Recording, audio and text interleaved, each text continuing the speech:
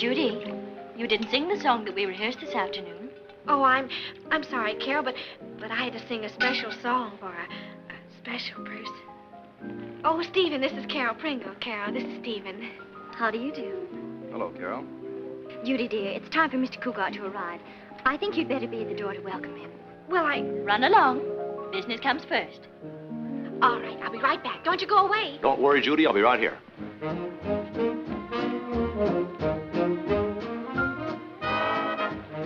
I have a few moments to spare if you'd care to dance. Oh, that's very generous of you.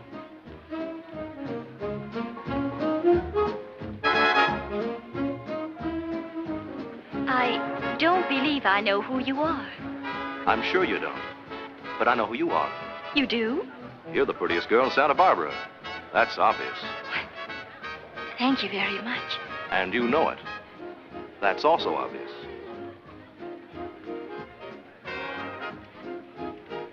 That wasn't very nice, was it? No, it wasn't. I'm sorry.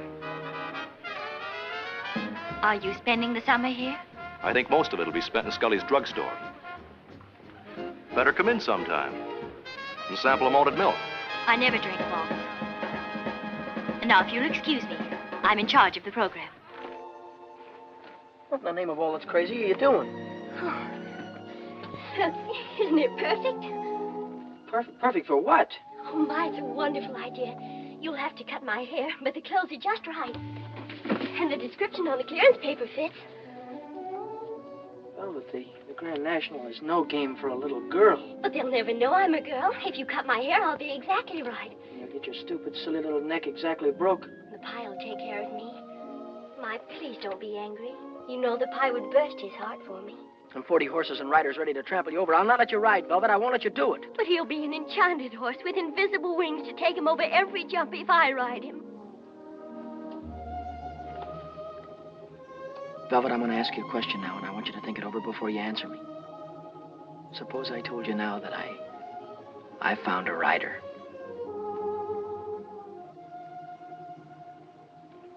I should still want to ride myself. My, I know you're angry, but you'll understand. If you ever rode a horse again, you'd want to win. That's how I feel. So now it's the glory of winning you want for yourself, is that it? You want to ride your race, take your risks, and win. You want to win over them all in sight of the world. Velvet brown before the king and queen, is that it?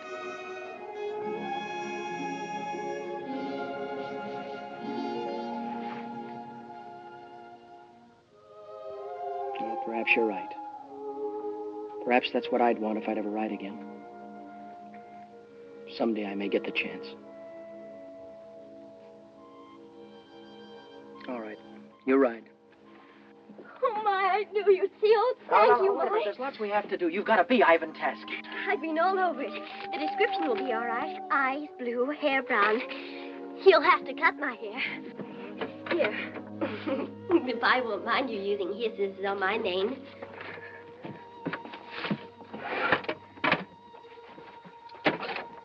Go ahead, Ma. Cut it quite short at the back. I wished your mother were here. She is here. She's inside me. Velvet, you'll be disqualified at the end when they find out you're a girl. You'll have to forfeit the prize money.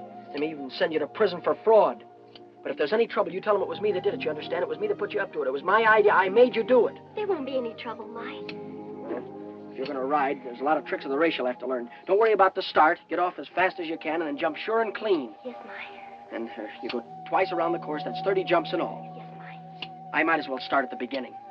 The first jump is just a plain hedge jump, and then... Mike, don't tell me anymore. Well, you've got to know the order of the jumps and the tricks of the race. Why, there's a lot to know. It's no use. Everyone riding out there tomorrow will know more than I do. It's no use, Mike. Do you think a race like this is won by luck? No. By knowing the pie can win and telling him so.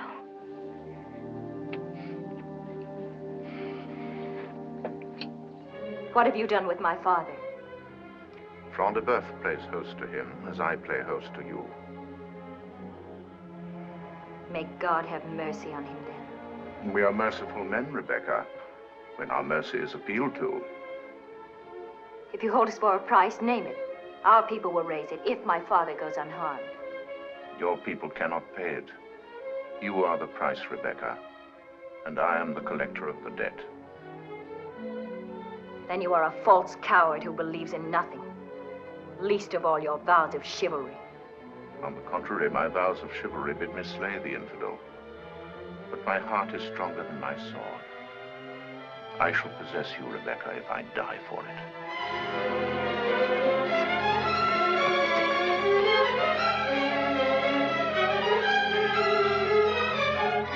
Try to possess me, and we shall both die for it.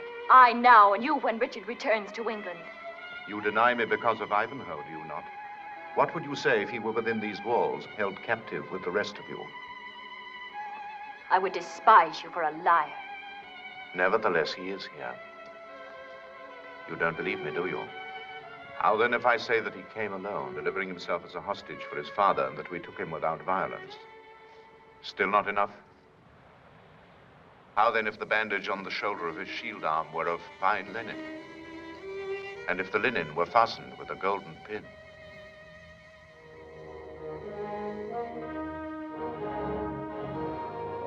I believe you. Then believe this also. He cannot save you, but you can save him. Not by dying, but by living. If you die, so does he and all the rest.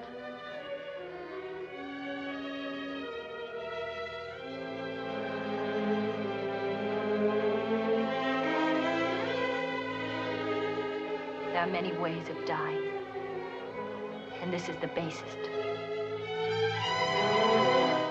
Why won't you face the truth just once? About Skipper, about me, about yourself. Hey, everybody. Brig, honey. Hey, you gonna bring that party up here or not? Kid and caboodle, son. That Hey, won't do Big any Daddy, good. Goober, man, I'm gonna Big Daddy. say this, and I don't care if it's in front of them. Maggie. Do you want me to hit you with this crutch? You're still blaming me for Skipper's Now, death? don't you know that I could kill you with this crutch? Good Lord, man, do you think I'd care if Skipper you did? and I had a friendship. Now, why won't you let it alone? It's got to be told. But I don't want to hear it. It's got to be told, and you never let me tell it. I love you, and that's worth fighting for. Not Skipper. Skipper was no good. Maggie. Maybe I'm no good either. Nobody's good. But Brick, Skipper is dead. And I'm alive. Maggie. Maggie the cat is alive. I'm alive. Why are you afraid of the truth? Truth?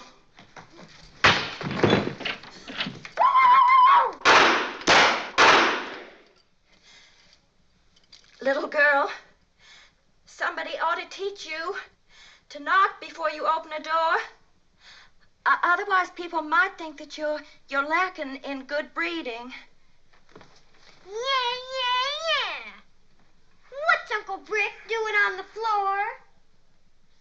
I tried to kill your Aunt Maggie. But I failed. And I fell. Little girl, would you hand me my crutch, please?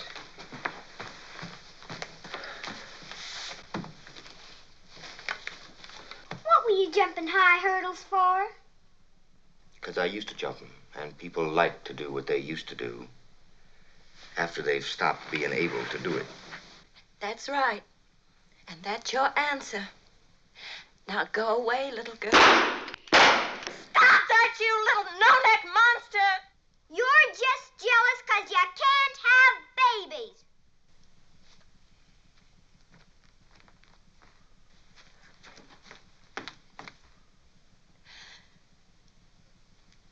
You see? May and Gooper gloat over us being childless. Even in front of their little no-neck monsters. Oh, I'm gonna hate to leave here. Leave? When are you leaving? Tomorrow, I'm going back to New Orleans. You can't stay for a while? Oh, you're sweet. You'll have to come visit me sometime. You'd love the South. You have to go. Well, I only came up to Freehaven to settle the house. I was gonna sell it, but I think I'll hold it for a while. When will you be back? I don't know. Maybe never. Tell me about the Raintree. Where did you hear about that? Do you think you'll ever find it? You don't think it's a joke? Oh, no. I believe it. I've been looking for a Raintree always. Supposing you do find it. Well, it opens all locks. It heals all wounds. Yes.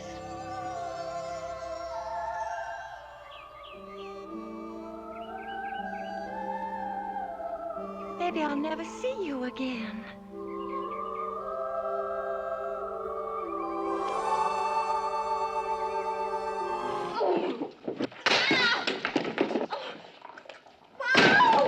Good morrow, Kate.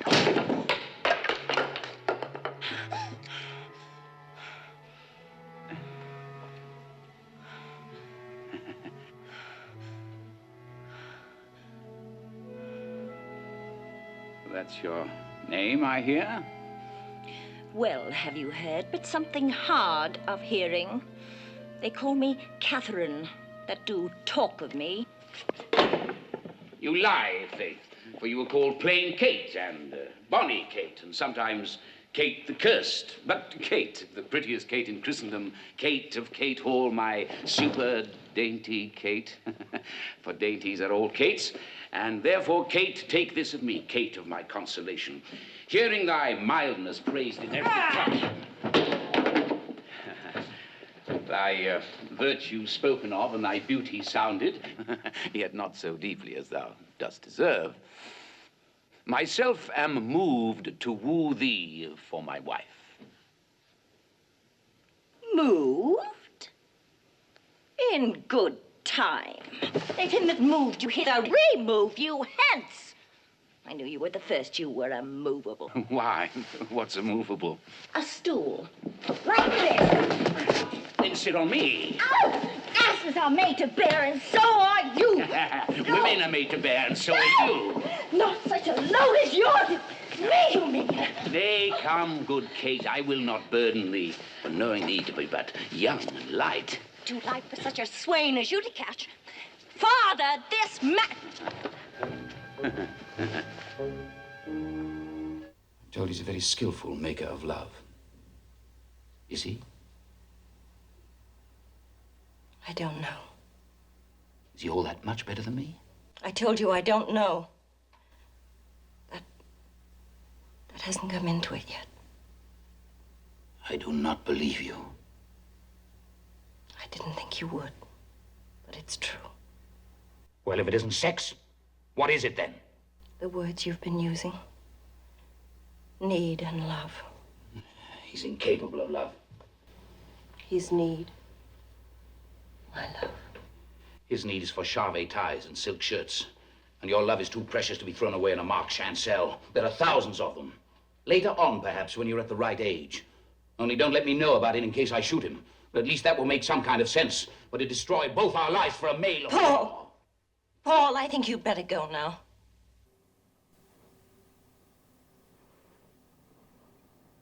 Am I supposed to give you a divorce? I'd like you to. Do you think I'm going to? No, I don't. I just said I'd like you to. Either way, it makes no difference.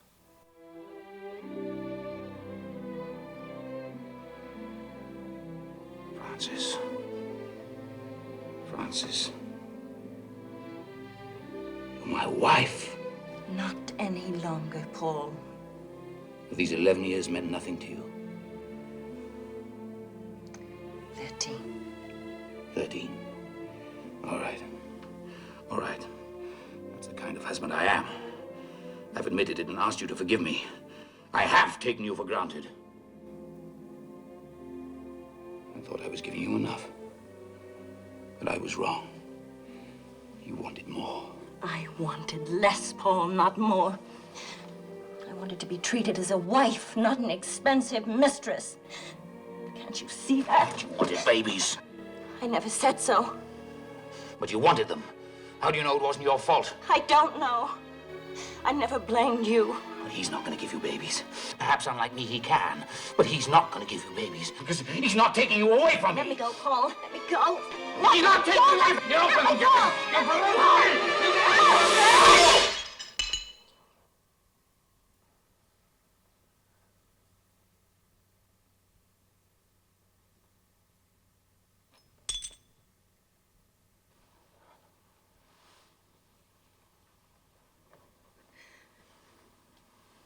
You should have gone, Paul. Do you know something? If I were a devoted widow and Danny's father were a dead war hero, would you be pitching me this bit about finding a second father to replace the dead one? Touché. Bon santé. Continue to pitch. It's no pitch. I just want to find out what you want from life, that's all. Oh, aside from raising Danny, most of all, I want to know myself. To be myself. I won't have a chance to do that if I spend my life playing the matrimony game, which was rigged before I was even born. Rigged? Of course it's rigged. It always has been.